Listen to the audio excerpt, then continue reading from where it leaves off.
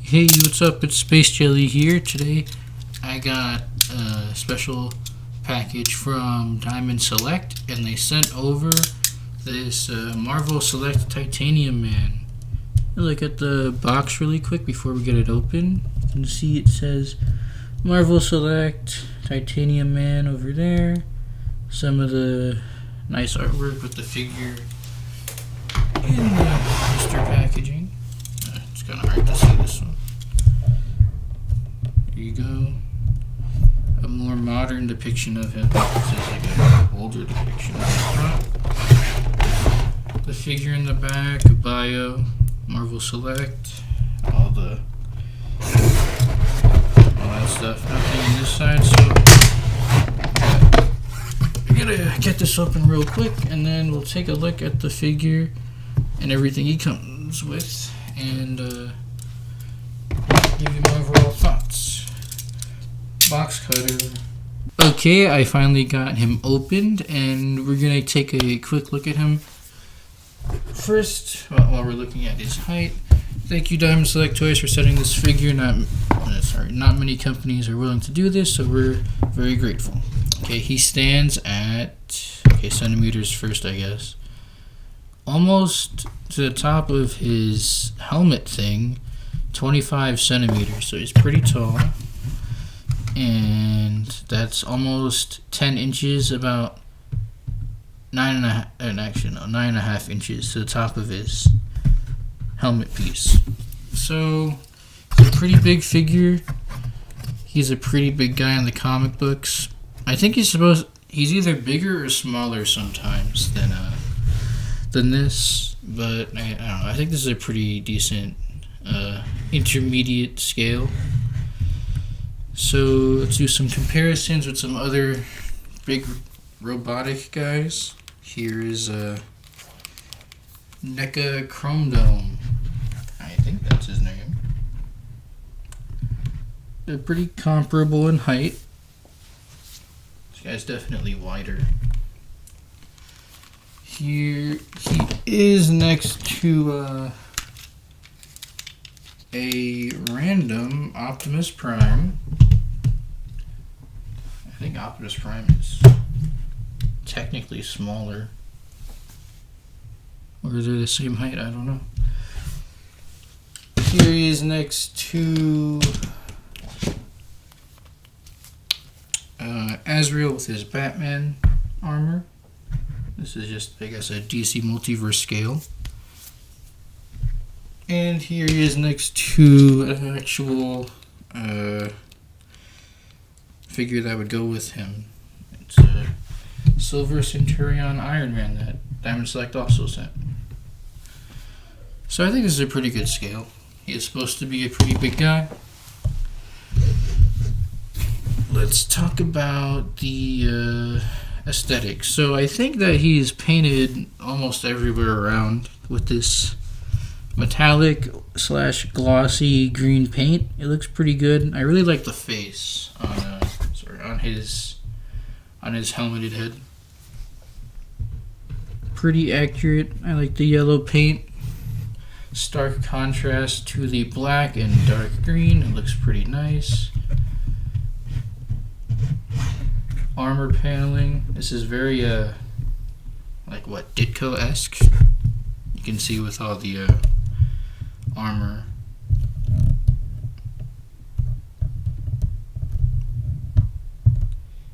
And he has silver painted cleats. Crazy cleats. I think that's what they're called. All those rivets and bumps are cool, and I think that he's painted all over. Or at least he's mostly paint. If it's not painted all over, then they did a pretty good job with matching the plastics that are not painted to the paints.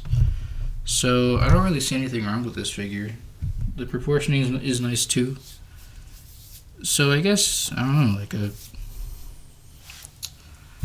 like a 9 out of 10. I would prefer him to have a little bit of shading. But You know, the armor look with the glossy / metallic finish is pretty good. So yeah, 9 out of 10 I think is fair. He has, for accessories now, he has his other head. This is the one that comes on him in the packaging. It's pretty nicely done. The flesh tone is not sculpted, it's painted. I think they're using multiple layers of paint, like a pink one and then a more flesh tone one, and then some dry brushing on the head. You can see here that it's painted. Pretty good job with this head though, but I think the only problem with it is that it's a little bit big on the body, because I don't think you're going to fit a head this big in a helmet that small, but it'll still work fine. And he comes with 2 gripping hands. Nicely done, rivets, panel lining, pretty good. So also I think that these are painted too, because the fists are painted, so those are probably painted. So I think he has enough accessories. I don't know what else he should really come with. I'll give it like a 8 out of 10. Accessories that are enough for posing. So articulation. He has a, let me zoom in. He has a double ball peg for his neck and head. Pretty good articulation. Nuanced posing.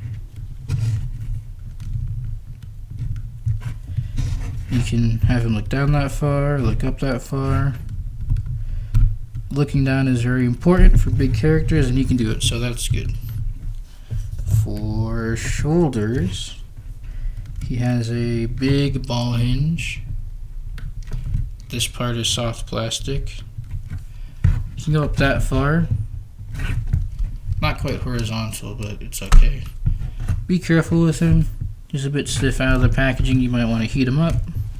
Full rotation, bicep swivels, elbow swivels, and you can see I already have him pre-posed. He has a 90-degree bend in his elbow, wrist rotation, and there's hinges. You're a bit stiff right now, but I'm sure the hinges work just fine. For the diaphragm, not a lot forward, but he arcs back decently. Pretty good. You can see that there's sculpting continued throughout. Pretty nice. Rotates at the waist and up here, so that's good. Actually, let me see the tilting. Tilting is pretty good too. Diaphragm is okay, but I wish it could go forward more and back more. They can do that by slightly altering the port so that the ball has more range to move around. So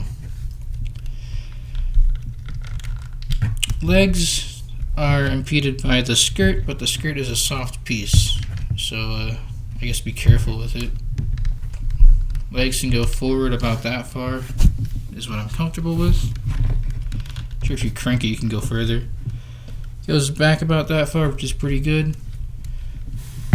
Let's try to do splits. Good enough for a big guy. I don't think you really need to do crazy splits for him.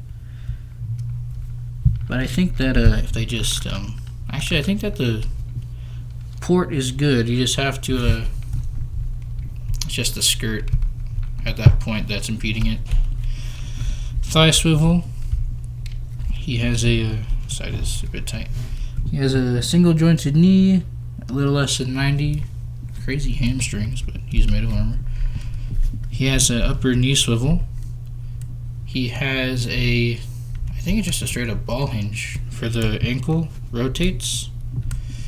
Hinges up a little bit. Hinges down.